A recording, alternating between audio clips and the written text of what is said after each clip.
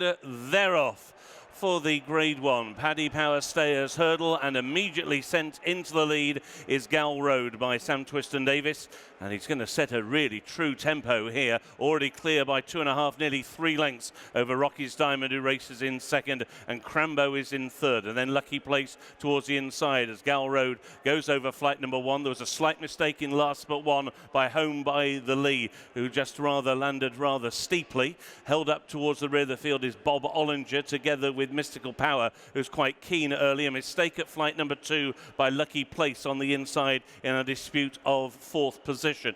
On then towards flight number 3, and it is Gal Road who leads to Rocky's Diamond on the outside in a close second. Then a break of 3 lengths to Crambo in third, joined now by Lucky Place on his inside. Teahupoo is towards the outside, racing alongside Buddy One and Nemean Lion, next to the hoops of the Wall Park. Then out wide is Franciscan Rock. After Franciscan Rock is Mystical Power. Garlaw is taken wide. Bob Olinger at the back of the field, together with Home by the Lee, and they're now about to cross over flight number 4 on the rise over on the far side of the course. All safely over, but a mistake by Garlaw, who immediately is driven away from that flight by Gavin Sheehan.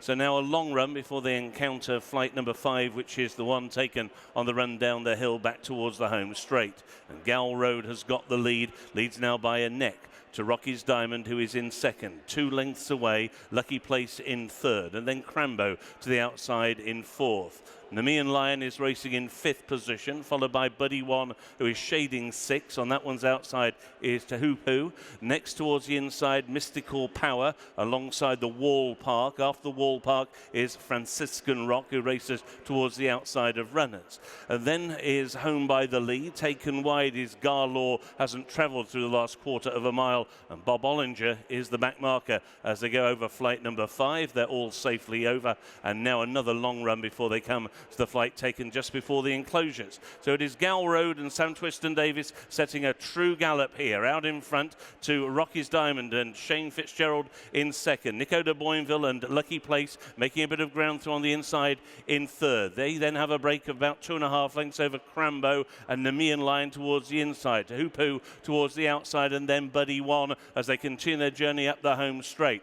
A Mystical Power is next with the Wall Park, and wider is Franciscan Rock, and wider still is Garlaw, and then Home by the Lee and Bob Olinger, and they're about to rise over flight number 6 as they come to it. It's on the inside Gal Road, who just had the lead, and Crambo is down. Crambo is down, and he has brought down Home by the Lee, who was very badly hampered and unseated the rider. So Crambo fell at flight 6, hampered and unseating was Home by the Lee. So now they're making the run up towards the far side of the course, and as they go through halfway in the Paddy Power Stayers Hurdle, it is Gal Road on the inside of Rocky's Diamond racing in second. Lucky Place is in third. Teahupoo on the outside now in fourth. Nemean Lion to the inside is in fifth, and Buddy One is in sixth. The Wall Park and then Mystical Power. On the outside, Franciscan Rock. Then there's a break of 3 lengths back to Bob Olinger, and struggling at the back of the field is Garlaw. Over the first, the flight's taken down the back straight. Bob Olinger landed a little flat-footed, and slow over that was Garlaw, who's outpaced at the back of the field. But now joined on the outside. Gal Road getting a lot of pressure from Rocky's Diamond. Not a great deal between them over that second flight taken down the back. And then Lucky Place is on the inside of Teahupoo. Next is Nemean Lion, and then Buddy One, and after Buddy One is the Wall Park, who gets a little closer. Over the third, the flight's taken down the back straight, and Lucky Place, who blundered at that flight on the first circuit, once again gave it scant respect. So now they take the dogleg turn. It's carrying them on now inside the final mile, and at that point the Wall Park came off the bit, ridden along by Mark Walsh, and the Wall Park all of a sudden showing distress signals at the back of the main group of the field with a flash of the tail.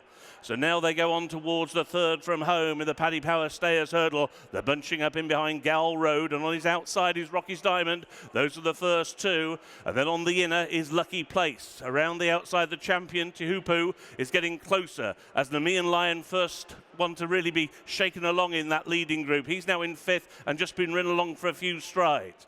And then the Wall Park, who's now been switched very wide by Mark Walsh to try and pick up the bit once again. Franciscan Rock on his inside, but he loses just 1 or 2 places. Bob Olinger is next, and then Mystical Power, who is now struggling at the back of the field as they now begin to make the run down the hill. They're well inside the final 3/4 mile, just 2 more flights of hurdles to take, and it's Gowl Road and Rocky's Diamond. These two have been exchanging blows throughout. Mystical Power has been pulled up before the second last, so they're racing down towards 2 out. The Wall Park now begins to make his move on the wide outside with Teahupoo, who's right there as well, and Bob Olinger now is coming into the contention with Rachael Blackmore, and she has yet to ask for any effort, and now they're bunching up as they come into the home straight. The Wall Park and Teahupoo, these are now the first two. Bob Olinger in their slipstream on the inside. Rocky's Diamond is trying to pick up. Franciscan Rock is next. Then towards the inside is Lucky Place. They're racing down now towards the final 1/4 mile.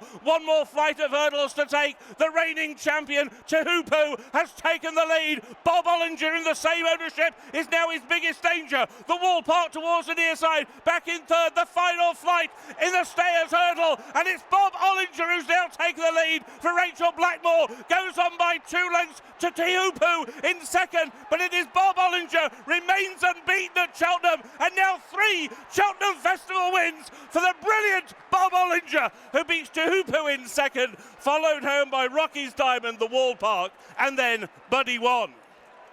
I reckon Thursday is the new Tuesday for Rachael Blackmore. She was saying earlier that she's spoiled going home on a Tuesday with all of those winners, and now the Thursday to match with their entitlement in the first. And Bob Olinger in the Stayers Hurdle. This horse has always had so much talent, but seems something of an enigma. Have you always kept the faith in him? Yeah, look, I suppose, you know, the feel I got off him when he won the Ballymore here, or that was incredible. You know, I know how he can quicken up the hill, and you know, I was able to ride him for hoping he'd have that speed today, and it worked out. And so the pace of the race kind of worked out for you? Yeah, it did. Look, it worked out. We were always going to ride him like that, and hope that it would come off how it did. So yeah, I was very happy with him throughout. Like, you know, obviously I had a bit of luck in running. You know, Crambo as it came down, and you know, I could have been home by the Lee. So yeah, I had that bit of luck. But yeah, he just travelled into the race really well, and yeah, you know, when you're riding like that from behind, you can watch the race unfold in front of you, and yeah, it's nice to let that happen sometimes too.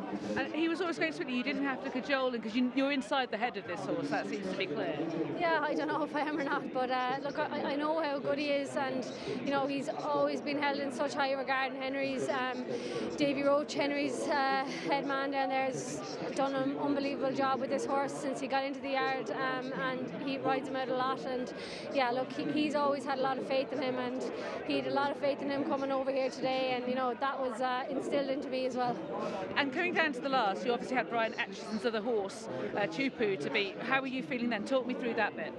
Yeah, look, I had it in my head to try and get a lead down over the last. I was probably upsides jumping the last, but yeah, I was hoping if I was in the position I was in, you know, 5 strides away from the last, if I jumped it well, I'd be able to be faster than him up the hill. Yeah.